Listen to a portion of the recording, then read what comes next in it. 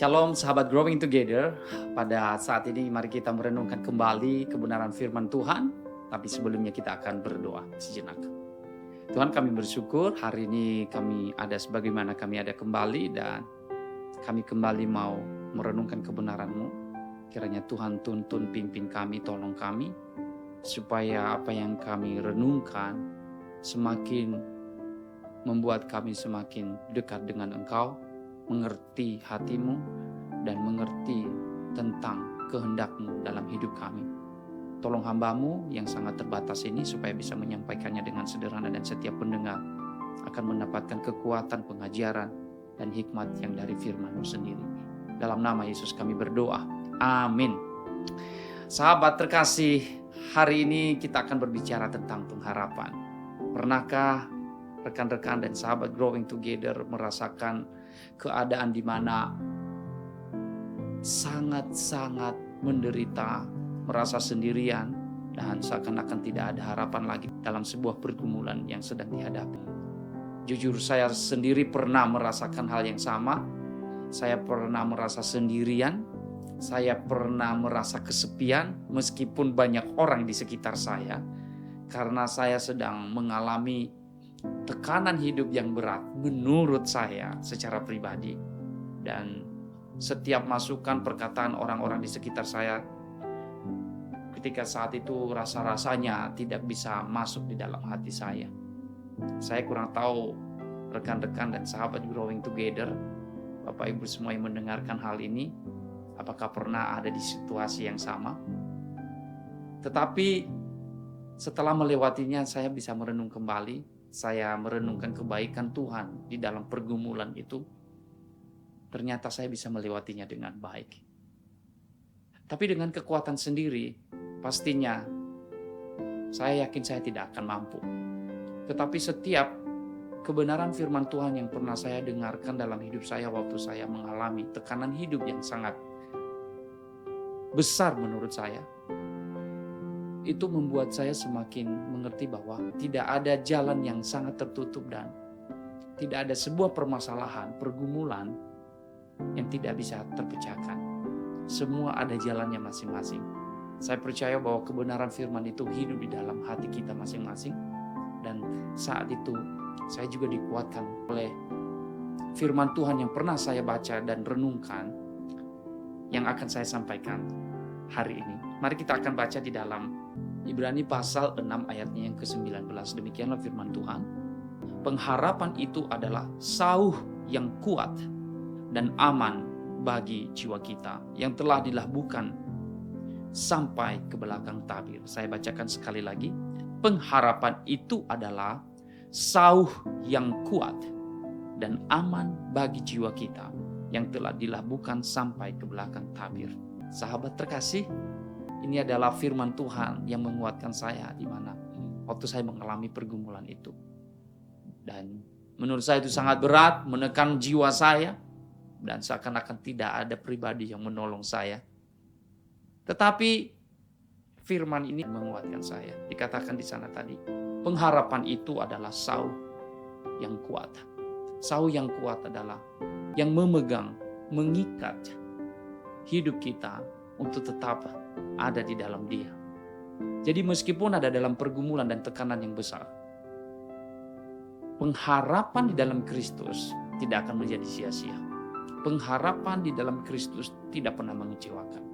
Beberapa hari yang lalu, dalam 1 bulan ini, sekitar 1 bulan ini, ada 2 kejadian bunuh diri di kota di mana kami berada.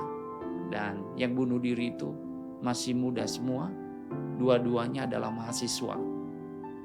Dan mereka berasal dari kampus yang berbeda. Dan mereka sebelum bunuh diri, terjunkan diri dari lantai yang tinggi. Mereka menulis pesan kepada orang lain, kepada orang tua mereka, kepada teman-teman mereka. Yang satunya menulis kepada orang tua bahwa dia berkata, aku sayang papa, mama, adik-adik, dan yang barusan kemarin ini juga menulis status goodbye, selamat tinggal semuanya. Nah, saya bertanya dalam hati, kenapa kok dalam waktu sedekat ini terjadi lagi bunuh diri di antara umur yang masih muda. Tapi mungkin mereka mengalami tekanan-tekanan, saya kurang tahu apa yang mereka sedang alami. Tekanan dari mana? Bagi itu dari luar maupun dalam diri mereka sendiri. Nah, yang membuat pada akhirnya mereka tidak punya pengharapan dan mereka putus harapan di sana. Makanya bahaya sekali orang yang tidak memiliki harapan. Mereka bisa melakukan apa saja yang akan merugikan diri mereka sendiri. Yang kita tahu bahwa ada banyak pergumulan dalam hidup ini, termasuk mereka berdua ini yang sudah bunuh diri. Mereka mengambil keputusan itu mungkin karena terpaksa. Tetapi satu poin yang saya ambil di sana bahwa jika seseorang tidak memiliki pengharapan dalam dirinya, maka seseorang bisa berkata, lebih baik saya tidak ada di dunia ini. Itu adalah kata-kata dan kalimat yang menandakan bahwa seseorang sebenarnya sudah putus harapan. Adakah engkau hari-hari ini sedang mengalami situasi yang sama? Adakah engkau sedang mengalami kondisi yang sangat menekan jiwamu? Jangan lupa bahwa pengharapan di dalam Kristus memberikan kekuatan bagi jiwa kita, ketentraman dan kedamaian, meskipun situasi di sekitar kita sedang menggelisahkan kita, menggoncang iman kita. Karena apa? Janji dan pengharapan yang sesungguhnya ada di dalam Dia. Janji itu diberikan kepada kita dan janji itu bukan hanya janji keselamatan yang telah Dia sediakan, tetapi penyertaannya setiap waktu. Makanya bila engkau mungkin sedang merasa sendirian, merasa tidak punya sahabat, ada satu sahabat yang tidak pernah meninggalkan engkau dan saya.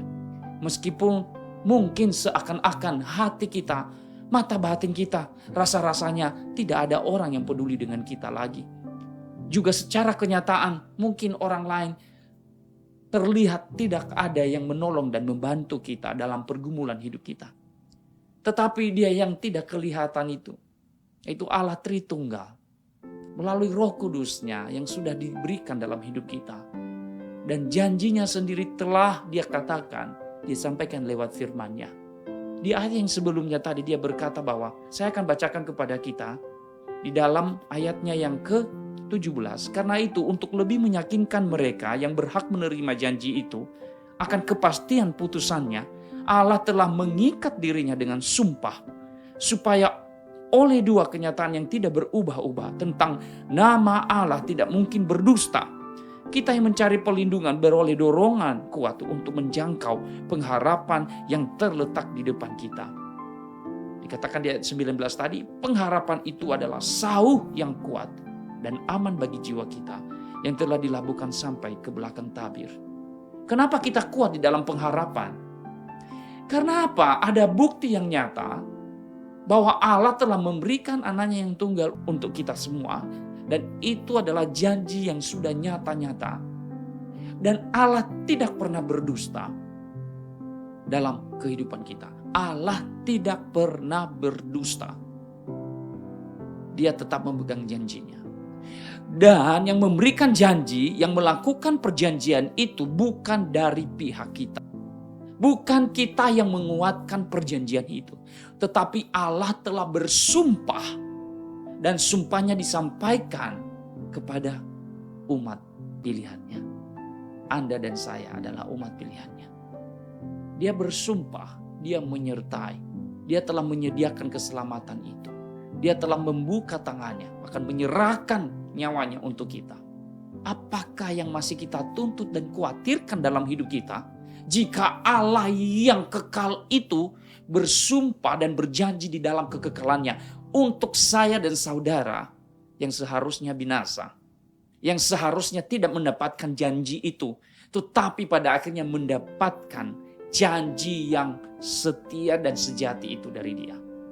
Puji Tuhan, hari ini dimanapun engkau berada, apapun yang engkau sedang alami, percayalah, janji Tuhan, penyertaannya, kesetiaannya, kasihnya selalu ada buat Anda dan saya. Sekalipun mungkin mata jasmani kita, fisik kita mungkin tidak merasakan bahwa Dia hadir, bahwa Dia sedang menyertai.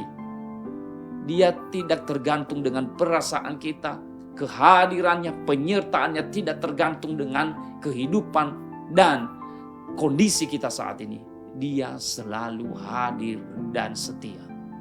Karena bukan kita yang berjanji, bukan kita yang telah bersumpah, tetapi Dia yang telah bersumpah, dan Dia telah membuktikan janji dan kesetiaannya itu di atas kayu salib. Bahkan Dia telah mengirimkan Roh-Nya di dalam hati kita, terpatri di sini, terstempel di sini, tinggal di dalam hati ini.